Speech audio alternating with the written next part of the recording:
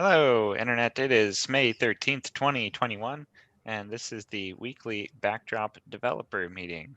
We get together every Thursday to talk about the latest and greatest happenings in Backdrop. This is the last weekly meeting before the May 15th release of Backdrop 1.19. It will be coming out on Saturday, May 15th. So very exciting. Before we get started, though, we'll do introductions. My name is Nate Lampton. I'm Quick Sketch on the internet, and I'm core committer.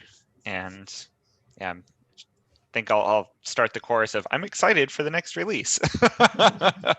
Let's go to Tim.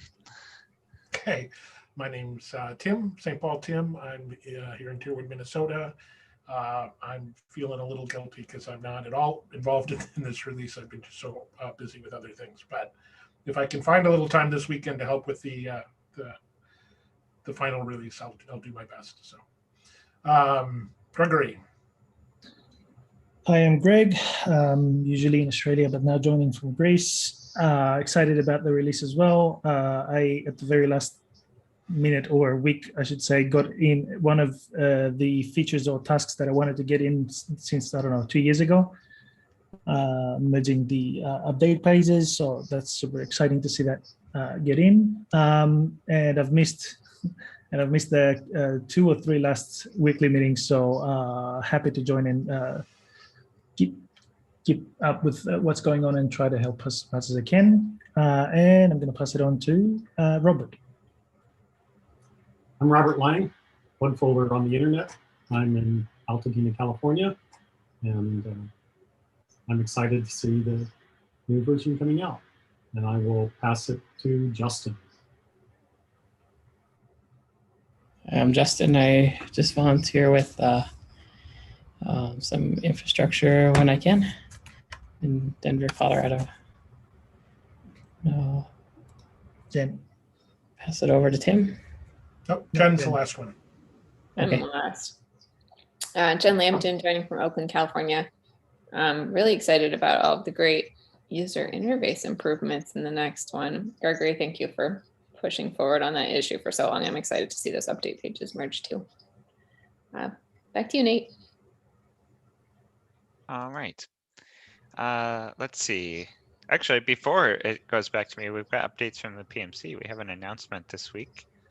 Let's see, Tim or Jen or Gregory. Greg's gonna do it. Yeah, I can announce that. So the big announcement is that we have 2 new core committers being onboarded, Laren and Joseph. Joseph Flat and Laren, I'm not going to even try to pronounce your surname because I don't know, I'll get it wrong probably. But yeah, both of these people were long time members of the community, and they have proven their commitment to the community and the project, and they're valued by the community. So we're very happy to have them help us out. So yay. Yeah, very Welcome, exciting. guys. Yeah, I definitely really appreciate the adding of new core committers. That's going to be very exciting. I always had hoped that we would be able to have enough core committers to distribute the responsibility to make it so that no one would feel like their life was consumed by the responsibility of managing pull requests into Backdrop. We've always tried to promote people's personal health as being a priority, try not to put too much pressure on people, let people know that it's okay if things don't get in, and really hope that continuing to distribute that with more core committers makes it so that it's easier for more core committers to join in the future. So that's our hope. We're getting there. So that'll be exciting to have the assistance of Laren and Joseph going forward in the future. Okay, let's go to the progress report. As I mentioned at the beginning of the meeting, Backdrop 119 will be coming out day after tomorrow. I saw that there was a question in Zulip about like, lands on a Saturday. Does that get pushed to the end of the holiday? The answer is no. For preview releases, we kind of allow the deadline to be a little malleable to move over holidays and weekends. But for the official releases, they always come out exactly on the day that is scheduled. So that will be coming out on Saturday. Actual time on Saturday, that part's a little bit flexible. Sometimes it's nice in the middle of the day if there's nothing that's happening. Sometimes there's a last minute thing that makes it so that we kind of push it to be like, you know, maybe May 15th Hawaii time, you know, which is kind of what we did for the preview release that I remember we were pushing that all the way until the very end of the day. Let's see. So I'm going to do this in kind of reverse order today, talk about what we got into 119 and what items remain, and then we'll go backwards to the bug fixes, and then we'll finally finish up with 120. So what got into 119? I think I covered all of these last week, but I'll do them again nonetheless. PHP 8 support, the initial pull request for that, issue 4772, was merged into the 1.x branch. That means that PHP 8 support, we decided not to backport into 118 because it did have to change an awful lot. Some of the database abstraction layer in particular got modified around. And so there's kind of a high level of risk there that we didn't want to put into a bug fix release. So the Backdrop 119 preview release includes that functionality, and highly encourage everybody to try out the preview release, make sure that things continue to function. You don't have to, obviously you don't have to use PHP 8, but you can now if you so wanted to. There's a follow-up issue opened at 5076 that is now a meta issue for full comprehensive PHP 8 support. 4772 made it so that you can install Backdrop, run it. Most everything works in the that you would do on a day-to-day basis. However, we do not have 100% test coverage passing yet. There's probably still 20 or so tests that are failing for various reasons. And issue 5076 is to get us to the point that we can get every one of those tests passing, and then we can actually claim full PHP 8 support. Let's see. Big issues that got in: adding support for relationships to layout context, issue 2134. That was Doc Wilmot's issue for 119. That was merged in.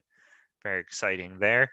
There is a follow-up issue related to that one that's really minor. It's just an aesthetic thing about the links that are displayed in the administrative interface, that there's now a link that says add context, which was already there. And then there's another link that says add relationship. And right now they're next to each other, but they're in two separate unordered lists, which is kind of silly, and they should be in one unordered list together. And so that follow-up issue is one of the only items we have outstanding that we would like to get fixed before Saturday. Let's see, we merged together all of the update pages, issue 2714. Gregory, you're the advocate on this one, and you mentioned there's some follow-ups. Can you give us a summary of the state of things there? Before I do that, I would like to thank Inti Gozella for their patience with this, pushing me to push this to the end. So we finally got it in. So the two things that remain is there's a setting about the core self-updates, which was sitting under the form that holds the settings for how frequently updates are being checked, which belonged to the updater module. So that form was basically saving, had two field sets with settings, two for the updater module and one for the installer module. So one of those issues is moving the setting that corresponds to the installer to a new settings page under, I should say, secondary primary tab next to the updates page. And the other one was, which one? Confusing that one. And the other one, what was it? I forgot what that was. Just bear with me. Computer's slow now.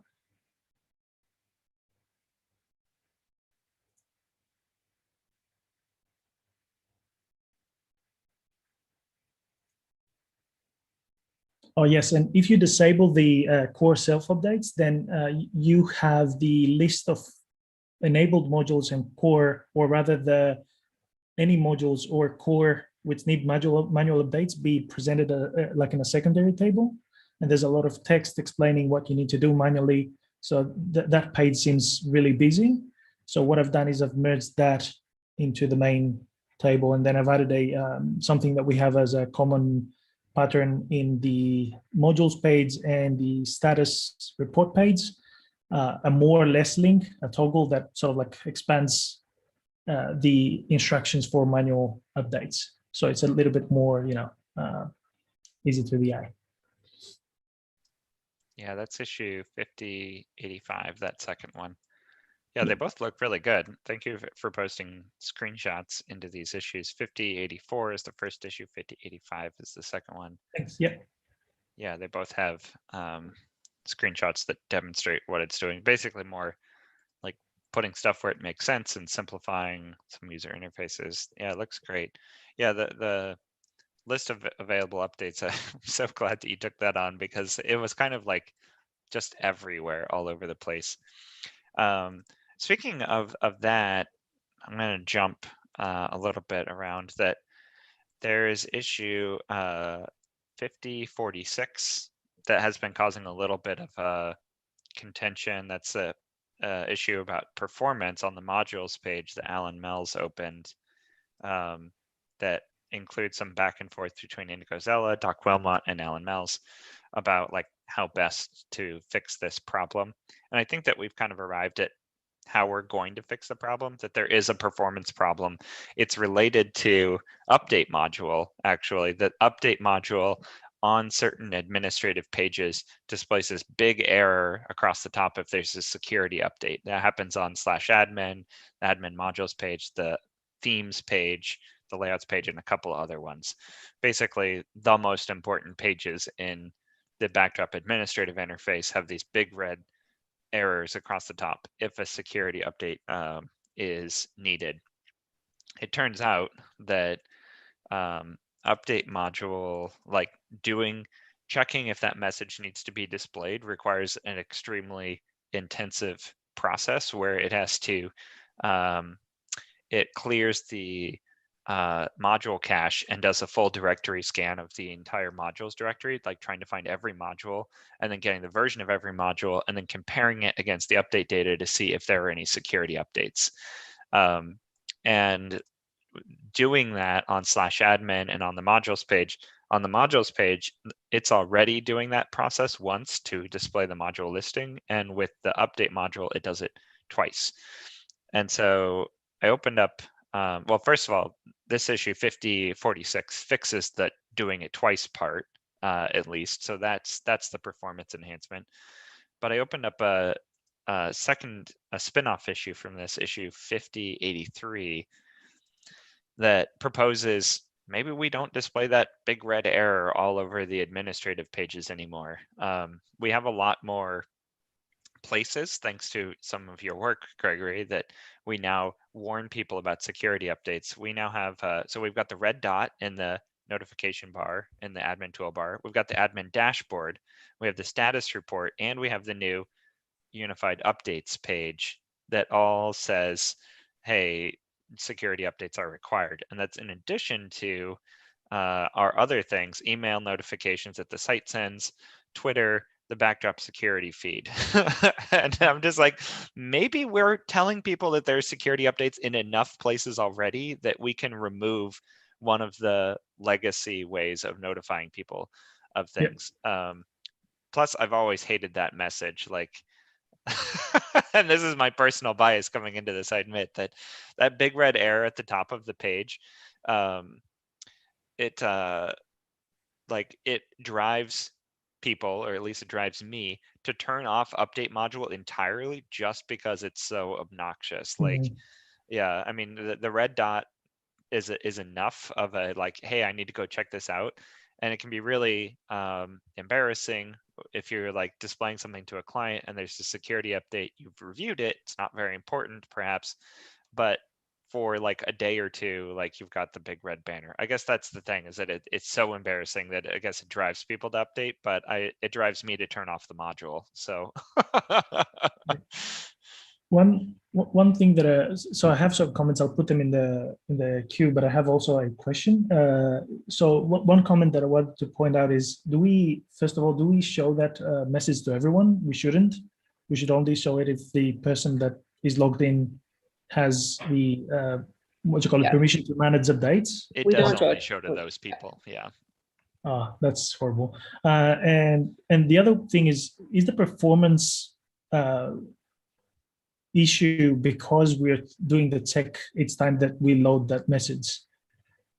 Because working with the those two issues, the 5084 and 5085, I noticed that we have a threshold, like a frequency when we check for updates, and that says daily and weekly. Doesn't it then make it redundant to be doing that check all the time? Shouldn't we be doing that check if there's actually any new, and caching that somewhere, or having a flag or states that says, yep, since last we checked, you do need an update. So that's actually the point of contention in the previous thing about fixing the performance thing. It's like, what is this actually doing? And there's two parts here. That there's the checking for updates from the internet, and that indeed does do it on a schedule, and it does it on cron, or when you check for updates using the button. But that's one part of it. The second part is that once you have the cached list of updates from backdropcms.org, then you have to compare it against what is currently installed. And the comparison is what's happening on like /admin and on the modules page. And caching that, this is what where the problem was, is that on any of those pages where that big red error shows up, what update module tries to do is, if you have updated your modules so that there is no longer a security update, it wants to remove that banner and not show it again anyway. And in order to do that, it does a full directory scan, checks all of the versions, because it's possible that an administrator replaced the version on disk and then went to the modules page and checked, did the module get updated? And if there's no, there's lots of other things that would have also cleared it. If you would have cleared the caches, visited update.php and run updates, or a number of other things. But if you just updated a module, there were no updates, and you knew there were no updates, and then you went to the modules page, it would still show the big red error, there's a security update, even though there wasn't. And so that's what the expensive check is checking, has the module actually been updated since I displayed this message? So it tries to just make it so that it's up to date all the time, that it's not displaying something that's not true anymore. But that's really expensive to manage the accuracy of that message. And so, it's not for the performance reason. It's another workaround that I'm saying we should just get rid of that message anyway. And as a benefit, we'll also get a performance improvement on /admin on the modules page and on other places. Fair enough. Yeah. Anyway, that issue about the update status messages is issue 5083. There hasn't been any other discussion about that yet, other than my initial filing of the issue. So I'm sure, well, I'm not sure, but I'd like to hear if people disagree with that. Jen, I saw posted into the chat, it causes panic. Oh, and then she said, love it. I think meaning that she would like to get it removed. I love the idea of removing the message and also getting a little performance win. Great. Okay, so that was all spun out of the updates, update module just in general. It also would just be great to modernize update module just a little bit more, like the way that it checks and displays that message, and the way that it caches everything. The whole thing is like really kind of gnarly. So it would be nice to just revisit that. Let's see. I guess feature wise, I don't have anything else to really pull up. There are a couple of things that need to be done before 119 is released, including a blog post covering the new features. We have one change record that needs to be written. We added a new capability to backdrop add CSS that now you can put attributes on your CSS files when they display. That can be useful for certain libraries that require like attributes on the CSS file, like a font, for example, that needs to have a special attribute on it. And let's see. And then that minor change that I mentioned about layouts, that issue is 5074 about the add relationship link. So really minor. In the meantime, so that really means that we only have like one or two things that need to be done for the 119 release that we know of. Of course, if more regression bugs come in, we haven't seen any so far. I saw some people have actually been testing and reporting that the PHP 8 patch has not caused any problems for them, which has been highly appreciated. But as of now, we don't really have anything else major that needs to be addressed in the next 2 days. But let's talk about what's not major that could be addressed in the next 2 days. So 118.4 is the last bug fix release for 118. And what usually happens in this little window between code freeze or feature freeze and the release of a new minor version is that we frequently turn our attention to bug fixes, because bug fixes can still be completed between releases. So, or between this time frame. So 118.4 is the next bug fix release, and we have a number of issues that are in that milestone. I think there's actually 75, 75 open issues. I think Indigozella, it was suggested that maybe we should have like a session or a meeting where we like groom the 117.5 list and get it down to something a little bit more meaningful. Because we have a process for putting things into a milestone, but we don't have a process for taking them back out. Like if something isn't feasible or is more difficult or whatever, maybe we should take it back out of that milestone and give a little bit more meaning to, or a little bit more focus to the developers. Yeah, and when we say we move it out, we just revert to the milestone tag instead. The milestone candidate? Yes, tag. Oh, interesting. Just take it The down label. one step. Oh, that's Yep. interesting.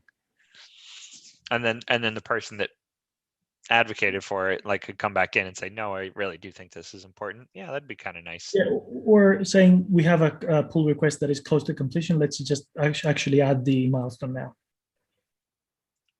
Yeah. Anyway, so in the 118.4 milestone, a couple of issues that are of note. There was that performance issue on the modules page, issue 5046. It's marked needs review right now. I think it's actually ready to go as it is, but I was waiting for additional feedback there because that was an issue that had some contention in it. The module config directory is not synced on the install of new modules, issue 3224. Joseph has been mentioning this issue as something he'd like to see because it would move forward the recipes concept, that turning on a module could install fields and then have the database tables created along with those. So that it has a pull request over at 3224. And then this past week, there's been a lot of activity on Drupal crossports from Drupal 7. There's an issue 5042 that covers Drupal 7.65 to 7.69. Gregory, you've been working on that one a lot. Can you give us an update on it? Yeah, so there were like maybe 30 commits there, and I went maybe a month ago, I went through all of these. Most of them were not applicable to Backdrop. And then for those that were applicable, I just filed pull requests.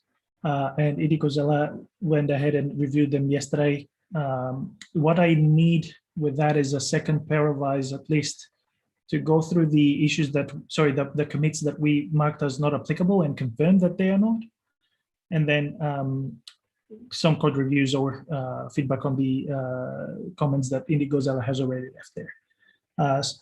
I should point out that some of, like most of them are very small, like there's, 1 line or 3 line fixes. Yeah, that would be great. Are there any issues that are kind of exciting or neat or like overly useful that you're just like, oh yeah, that would be really nice? I think there's 2 that require change records because they're API additions, but it was kind of exciting to see that certain things got into D7 after all. Like it's getting some attention when things need to be fixed. But yeah, it's tidying up things basically, or making Great. things easier. Yeah, super. Let's see. I also have one more issue. I think it was related to the code sprint that there was a lot of activity happening, and when there's a lot of activity happening, then people notice when our tooling isn't working correctly. So we got some more noise about ZenCI failing to run the tests correctly, and especially when there's a deadline and people are like running the tests again and again and again, and we're just like, you just have to keep running it until ZenCI doesn't fail on you like randomly. And it's not a random test failure, it's just like the test results just didn't come back, or you got a page not found over on the results page.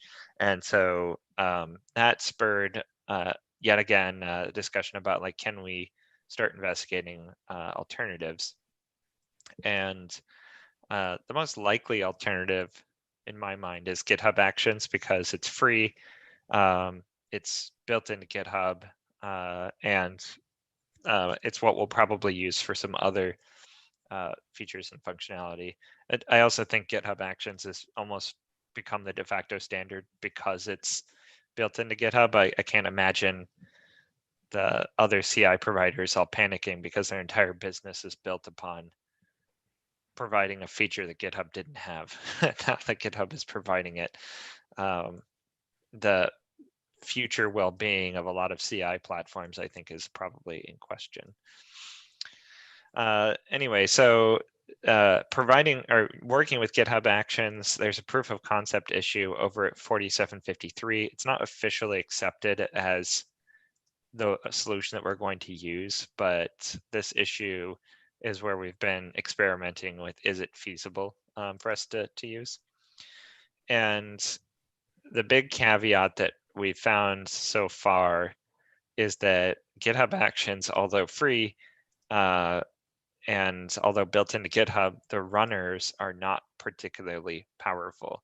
The runners that they give us and give everybody, actually, GitHub only has one size of runner, and it's a 2-core, 7 GB of memory machine, virtual machine, of course. And the runtimes are pretty bad. Compared to ZenCI, that can run our entire PHP 7 test suite in under 5 minutes.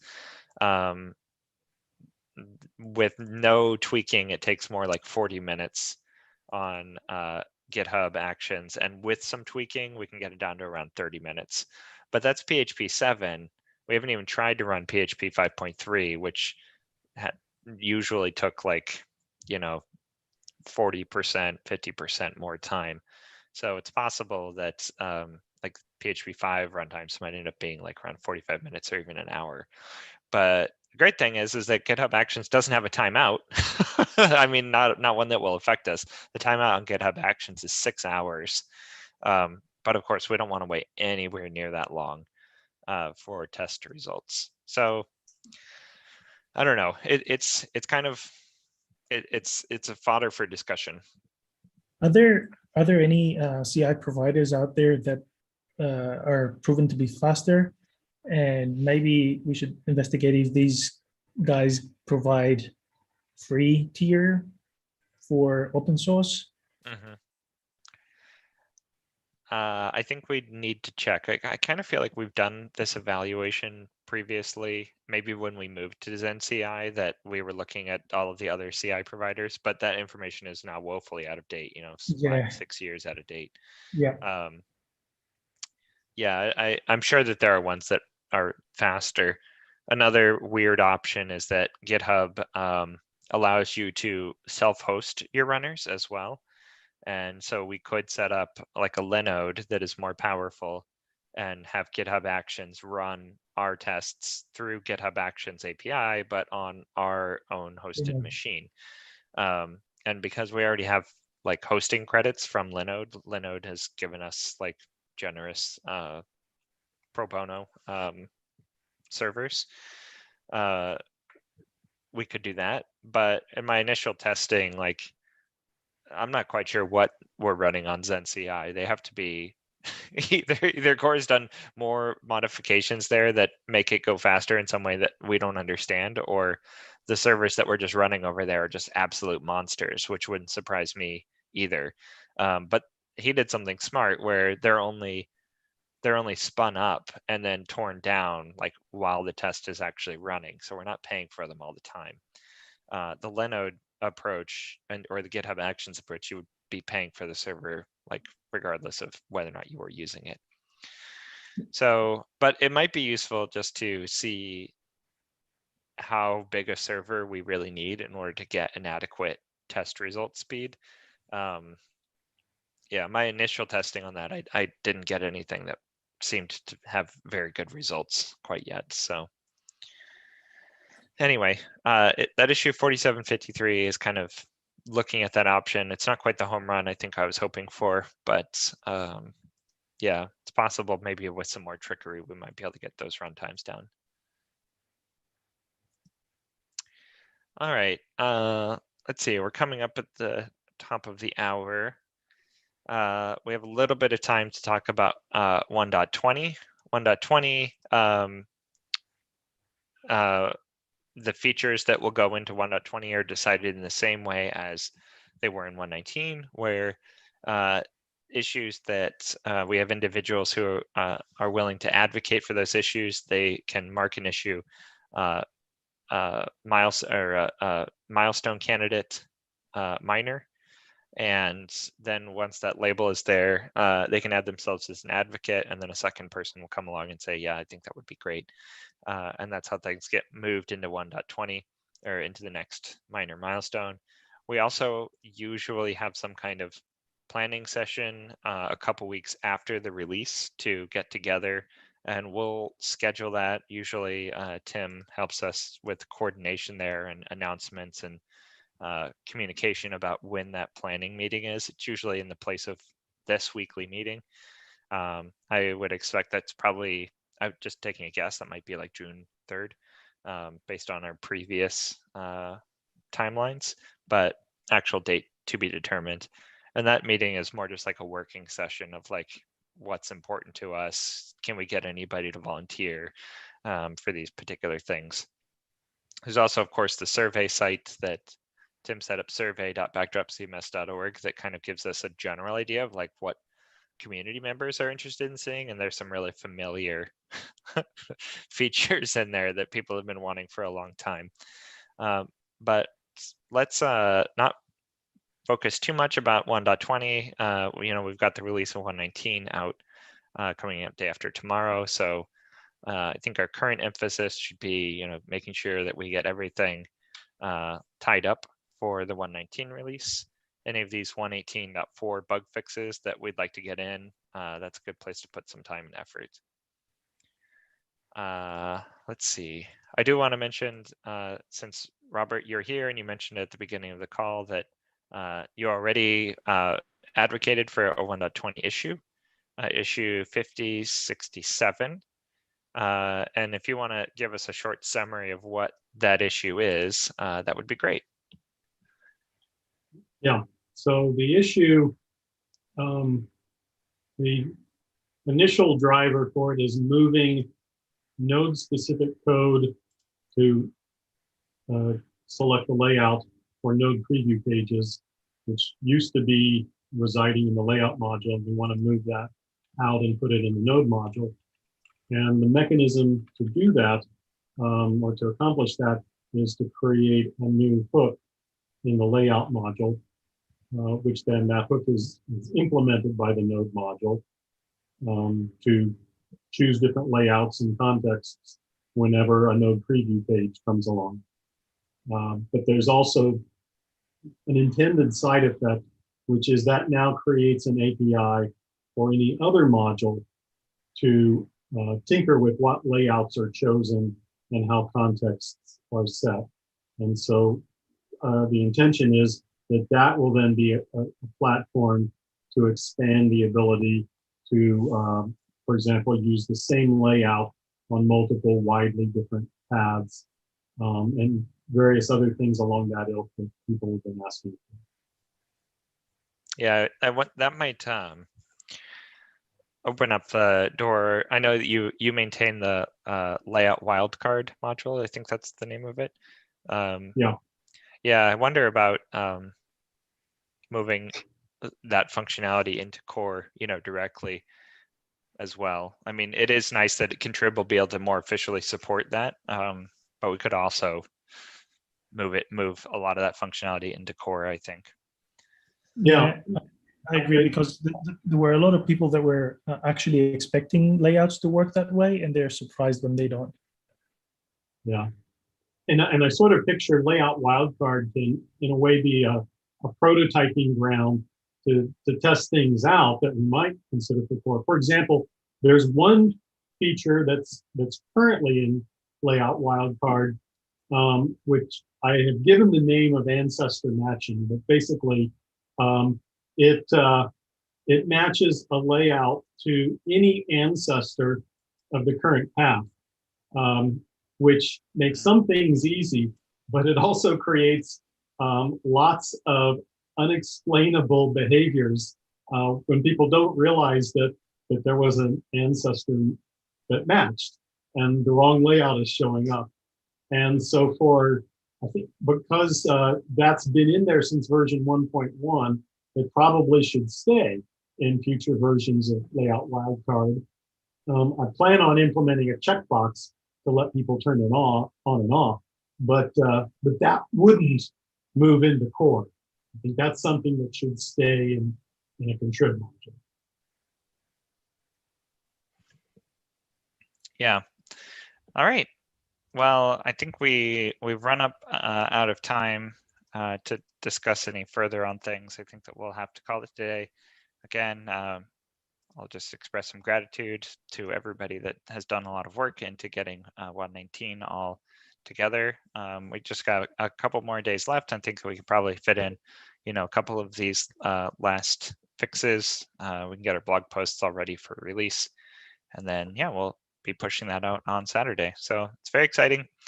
Thank you, everybody, for joining the meeting. And thank you out there, all of our Backdrop community members. So we'll say adios and see you all next week. Thanks.